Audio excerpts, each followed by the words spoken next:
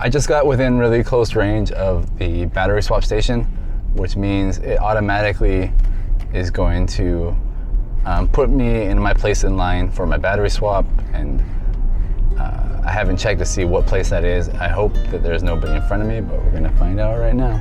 I'm within 100 meters now, so let's go see. Version 2.0, and this is my first time ever doing a version 2.0, so I'm gonna time it, but it might take longer than it should for a typical person. So it should be up here somewhere. And as I was saying it might take me a little longer because I don't actually know how to do it. I've never done the version 2.0 battery swap, but I don't know. Okay, so there it is right there. Oh, 我是2号. So I'm the second person. There's one person ahead of me. There's still three 100 kilowatt hour batteries full. So this person in front of me, they hopefully are almost done. And as always, I'm gonna time this for you guys. So I'm not gonna cut. Let's see what happens. I guess I pull forward. 到你换电啦，尽快点击屏幕按钮，进换电流程吧。请你手动停进换电起始区域，然后踩住刹车。请踩住刹车。我这个吗？点击不入换电站。换电泊车开始了，请注意周围，不要踩加速踏板、打方向和开车门。Alright, so my car is gonna pull in by itself automatically. I'm not touching it, obviously. I'm not touching the pedals, I'm not touching anything.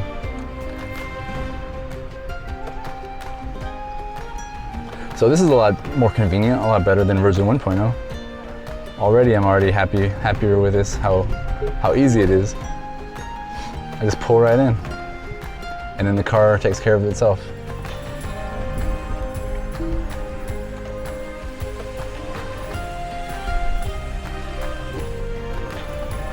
We're in.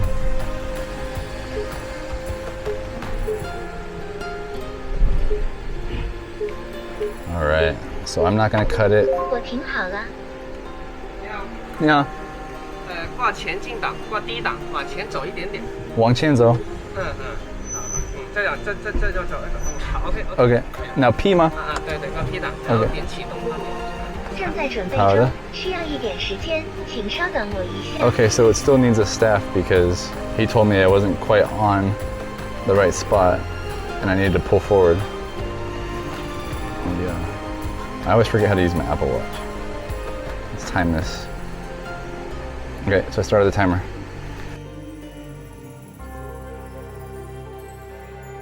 I'm going to let this video run so that you can see the length of the battery swap at the version 2.0 station, but I'm going to do this voiceover so that I can also hopefully give you some more in-depth thoughts on battery swapping, instead of just watching me sit in the car and babble on about nothing important. First, if you have seen the video I made in which I timed the battery swap at a version 1.0 station, you might remember that the time clocked in at just under 5 minutes. If you do want to go back and check that video, there is a link below. You will also see in that video that filming and timing started with the car already raised up a bit, and the battery swap already underway. Whereas in this video, the timing starts with the car at the swap station, but all 4 wheels still firmly on the ground, and the swap has not already begun. So the timing comparison is not perfect, but it's pretty close. At NIO Day in January, when NIO announced the version 2.0 battery swap, William Li mentioned that the timing would be faster. As you'll see by the end of this video, the timing of the actual physical swap is still more or less the same. However, the improvements of the version 2.0 station I think should still be clear while watching this. For most users, not needing to get out of the car is a big deal. Being able to remain in the car on a rainy day, or on a cold winter's day for example, is a massive improvement. On the other hand, I do also like that with the 1.0 stations, I could pop out of the car and visit the restroom or grab a snack at the convenience store while my battery gets swapped. The much bigger benefit of version 2.0 stations for users is the additional batteries. Version 2.0 stations can hold 13 batteries versus 5 at version 1.0 stations. This ensures that you're almost guaranteed to have access to a full battery whenever you need it, even if you are like me and you use the larger 100 kilowatt hour battery.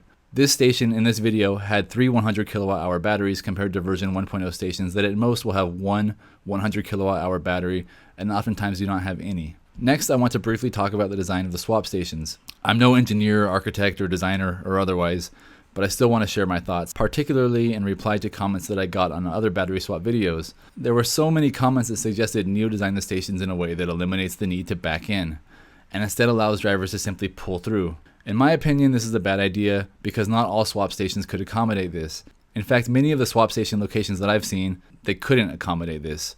In the locations that could possibly accommodate a drive-through design, of course it would really be great to have, except this would require NIO to design 2 different swap stations. The cost of designing and engineering 2 distinct swap stations would obviously be higher than simply having one design that can be used anywhere. Additionally, a pull-through station is a bad idea simply because of how much more space it would take up. Even in locations that it could go in without too much trouble, I would assume that NIO would still have to pay higher costs to rent the space. The footprint of the actual swap station wouldn't be any bigger. However, the footprint of the space required by NIO and its users would increase. With only one design and the smallest footprint possible, and now the ability for the NIO to automatically enter the swap station, I think that there's even less of a reason to create a pull-through solution. One other question that I've been getting a lot is this: will version 1.0 stations be upgraded to 2.0?